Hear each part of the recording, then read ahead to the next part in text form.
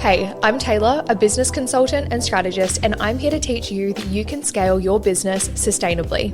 This is Simply Business, your playbook for structure, clarity, and strategy that grows your business without costing your lifestyle. Let's get into it. Hey everyone, and welcome back to another episode of Simply Business. If you are watching this episode, you'll be able to tell that this is a short and sweet solo episode today.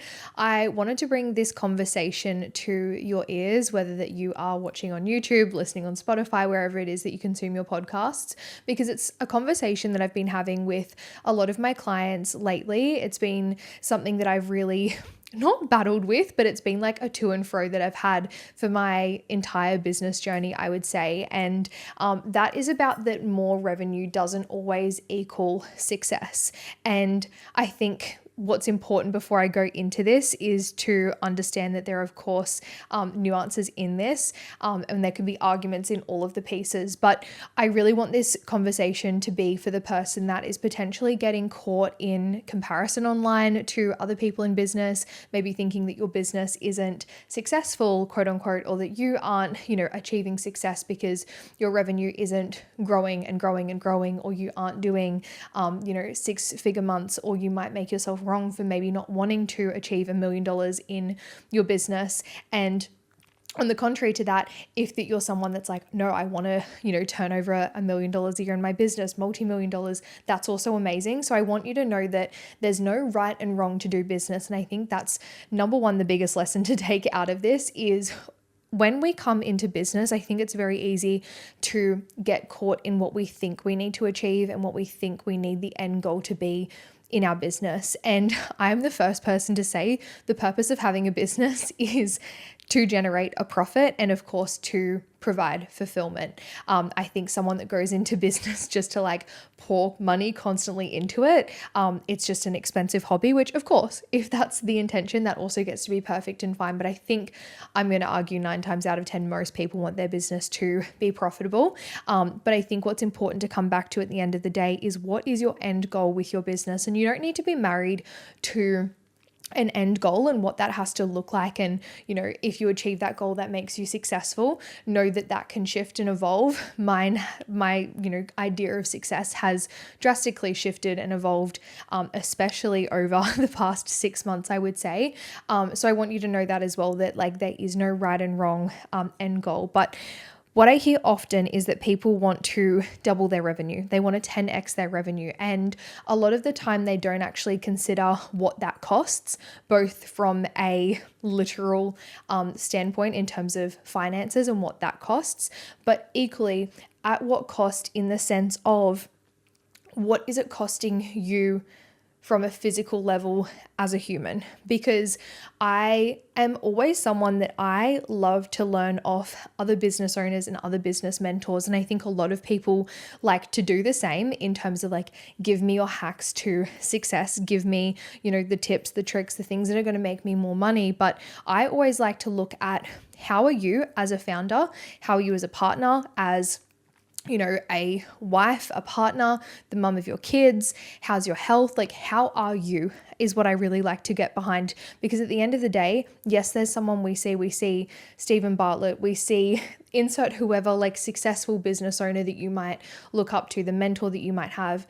And yes, they are an incredible founder, but they're also a human at the end of the day. They're also a son, a daughter, a mother, a father, whatever it might be. And I always like to delve into the human side, because one thing that I really learned from one of the business owners that I follow closely, she, I believe, does maybe multiple 6 figures US per month. So I'd see that as quite a few steps ahead of me. And something that I have really loved in witnessing her journey, especially over the past year or two, has been she created enormous success. She had a big team, lots of closers in her team, lots of support coaches, and scaled an agency kind of similar to mine. So that's why I really follow her along closely. And she completely remodeled her business, probably coming up to a year ago now. And what I watched closely was her content, her podcast episodes, things like that, where she was really sharing the why behind this kind of remodel, if you will. And something that she said that really stuck with me was, okay, but at what cost? And she was drinking alcohol every night to basically numb the stress that she was dealing with. She would get up early in the morning. She was working nonstop, shoveling food down her face, that she'd get Uber Eats, and then she'd probably get Uber Eats for dinner and then be working until 11 p.m. at night, wake up at 6 a.m., do it all over again, was single, didn't have space or capacity for a relationship, and just wasn't happy.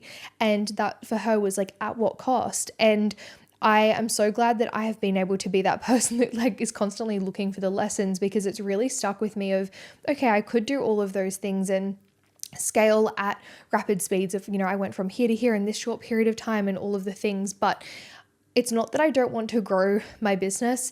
I want to, and I am, and it's like grown massively in the past 12 months. Quarter on quarter. But what I've been really proud of in the past 4 quarters, so the past 12 months, is that it's grown in a way that's actually been sustainable. And I've actually, in the process of my business growing, been able to pull myself back from the business. So I am still very well like hands-on with my clients and very in my business, but being able to actually have a team where in like the past year, I could probably count on no more than my like 2 hands how many nights I spent up working late. And I don't want this to be taken in the wrong way, in the sense that there was a season that in order to take my business off the ground, if you will, I was working really late nights when there was, awful seasons in my business where I had to work really fucking hard. I was working like a dog, right? So I don't want you to think that that hasn't been a part of my journey, because there's absolutely seasons for that. But what's been cool in growing this is creating evidence that I can actually scale back. My team can take over and we can scale intentionally in that way, in a way that actually gives me more of my life to live, where I can travel with my partner. I am able to clock off work by pretty much that 5 o'clock mark at the latest every single night, spend time having dinner with my partner, intentionally going to my family's place for dinner, his parents' place for dinner, seeing our friends. Right now, I've just driven to the Gold Coast on a Wednesday to record a podcast and spend tomorrow with my friends. So my business gives me that flexibility whilst we're actually still scaling from a revenue and, more importantly, a profit perspective. So I know I'm going on a big tangent there, but I really want you to ponder on what is the end goal and the end target and the purpose for your business. And I just want you to like trust whatever comes to mind. If you like pause this, jot it down, or if it's after this episode, if it's just something you want to ponder on, like what is your driving force and your why, and what is that end goal that you are working towards? Because I think a lot of the time we can make a business wrong that might seem like they're turning over less when they're actually taking home more.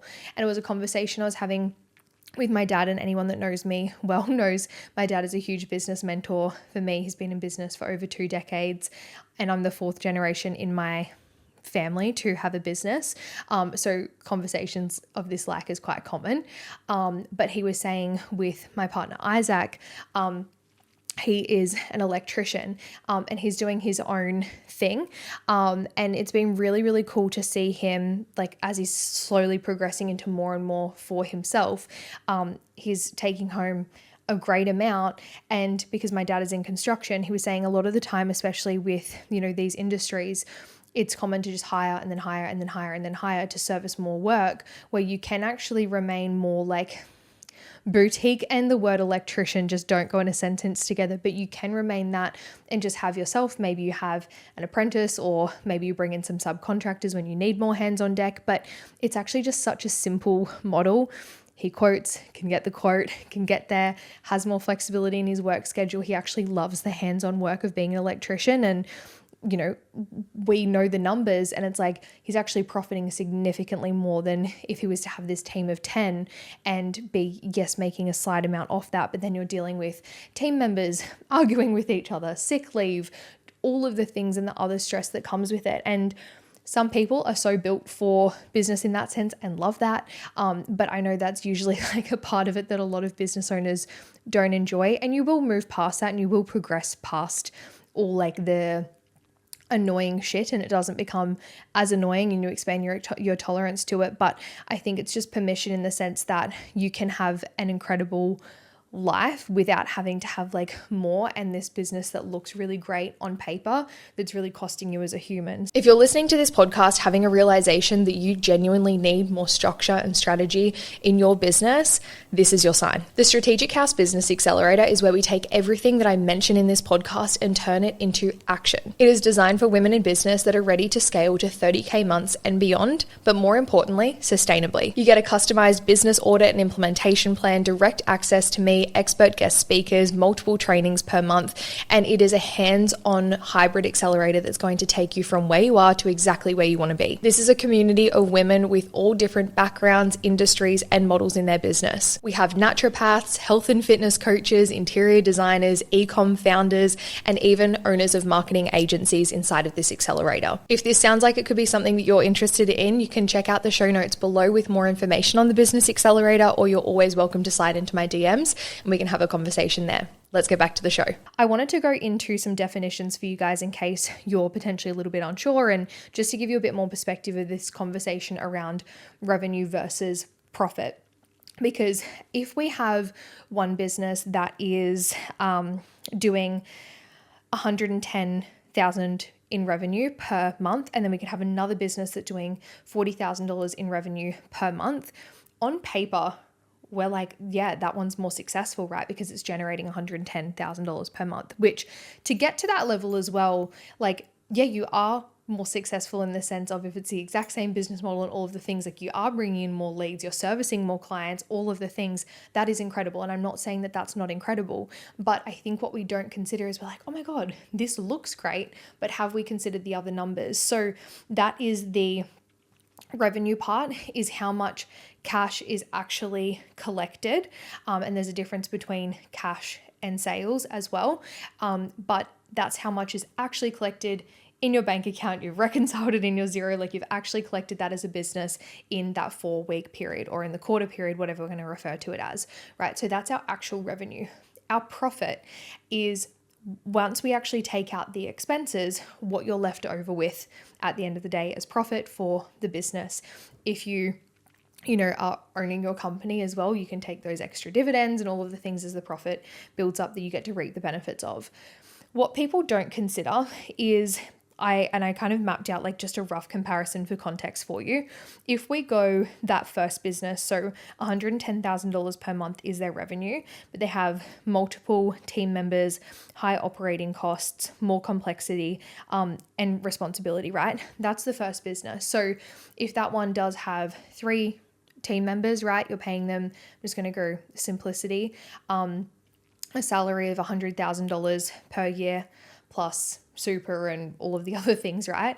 Call it $350,000 in a year just in team costs plus operating costs, all of the things, right? So that might be the first business. Then you've got the second business, which is, yes, it might be more like $40,000. And obviously this is like a third of the revenue for context, right? But you've got one team member, you might have one person that's like a subcontractor, casually, whatever it might be. And then when we're looking at the overall cost of that, it might be $150,000 for the year in team operating costs, whatever it might be. When we're actually looking at what the profit is, and like more importantly, you could again still look and go, well, that's 500,000 profit versus that. It's the actual profit margin in comparison. And then this is where the piece around, at what cost comes in. So for me personally, and this is the model that I have decided to go down in the sense of I am about to become a mum. I fucking hate the concept of like a feminine led business, because I think of people use it as like a cop out or like a scapegoat, if you will, of just like doing shit all. Like I'm very, very masculine. If anyone knows me, I'm super masculine in my approach to business. But I want more of that business that allows more flexibility, higher profit margins, lower stress. That feels clean for me, versus being someone that's like, I've got a multi-million $1 business, and I'm going on a real tangent here, but I don't have a multi-million-dollar business yet. Me and my partner's joint net worth, we are just about to cross $1 million. I'm going to do a YouTube video very shortly breaking it all down, so you can stay tuned for that. But what your business is turning over, all of the things, like I have then taken that profit from my business, it's a very lean business, put into other assets that have compounded. Our investment property has, made us $250,000 in a 6-month period, right? We renovated the property for 9 months. That's not even including the renovations. That's just property growth, right? But we put our work into it for 9 weeks. That wasn't even 20, that was on weekends, right? It was fucking hard, don't get me wrong. But we did that for 9 weeks. Could you do that in a business? I know for my business, what would be required to generate 250,000. So there are so many ways to build wealth that goes beyond just the label of your business. And I think that's a really important conversation for people to hear as well. So then if we are going back to comparing to the 40,000 a month, lower overheads, part-time team member, lower stress, all of the things, you can still take home the same, if not a higher margin in profit at the end of the day. So I think it's just really important to, again, I'm not trying to make the bigger business wrong, because it's fucking not. And $110,000 a month, you guys, just to normalize it for a second, is not a big, huge, successful business. And that's not to take away from any achievements. But when you're looking at the grand scheme of the business realm, it's just important. But this is where we want to come back to really scaling with intention. And it's not just about asking for more because you can turn over more revenue. It's actually knowing and protecting your profit margins, because at the end of the day, you get to build a business that you want to build, that gets to support your values and how you want to live your life. And I know that, people might listen to this or watch this and be like, so privileged and but I still am required to make an income and a salary, and I don't rely on my partner for him to provide for us. He could if he wanted to, but I love contributing to my household. That means that we can go on extra holidays, we can live in a nicer house, we can invest more and make more and support our future. And I just fucking love my business at the end of the day.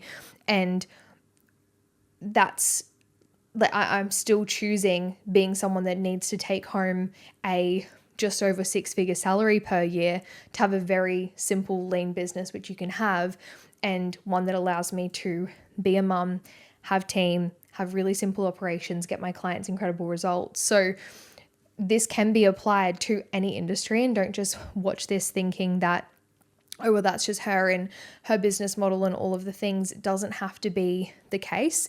Like I mentioned with my partner in electrical, we're doing a very simple, high profit margin business for him that he's stepping into. I can think of in the fitness coaching space. This is where I'm so big on systems, procedures, the right hires, and being able to work smarter rather than harder, because I think too many of us are addicted to this concept of, in order to create this successful business, I have to work so incredibly hard and or burn myself out, where yes, it's going to require hard work, but I work with intention when I'm working hard. And I use this concept with a client the other day, but I was saying, if that you just go out, right, and you need to run 10 kilometers, you just run the 10 kilometers. If you run it faster, amazing. That's a fucking win. You still ran 10 kilometers. That's not less of an achievement because you did it faster or you did it in less time, quote unquote. But in work and in business, we somehow make it this thing that if that you want to create success, I think we do it a lot of the time unconsciously. We'll scroll on our phones and we'll dick around all day. And it's like, yeah, it's been a 14-hour day. I've been hustling, I've been grinding, but you fucking wasted 6 of the hours. It's like you actually just had 10 kilometers to run, but for some reason you now made it like a 4-hour journey that it didn't need to be. You could have just ran it in the hour and gotten it done. So even for me as well, and I think coming into knowing I'm about to have a baby as well, I have been so intentional of where am I fucking around? Where can I just work?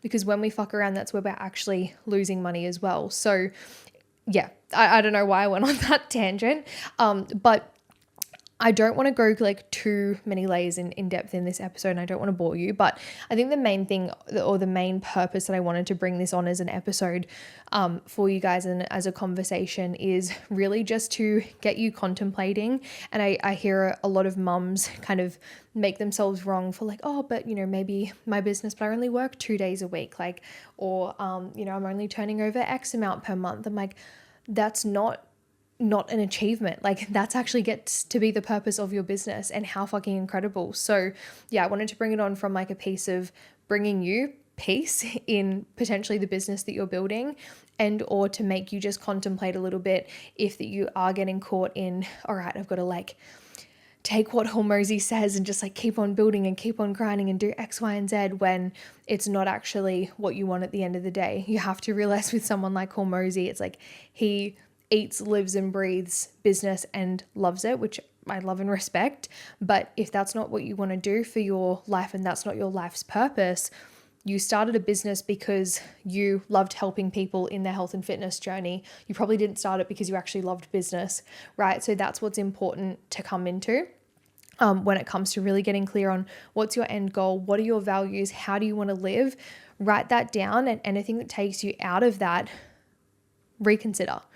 But I'm going to love and leave you there because I have just been yapping for God knows how long on something that probably could have been a 5-minute episode. So my apologies, but I hope you like my yap. Let me know in the comments of this video as well if you liked this, if you feel like it resonated, if it was something that you needed to hear.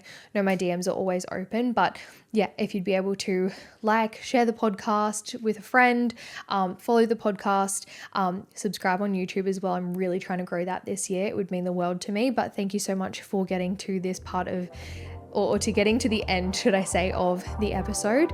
And thank you for being here. And that's another episode of Simply Business. I would love for you to rate this podcast, comment below if you have any feedback, DM me on Instagram, and even better, share it with your friends, family, or share on Instagram. See you in the next episode.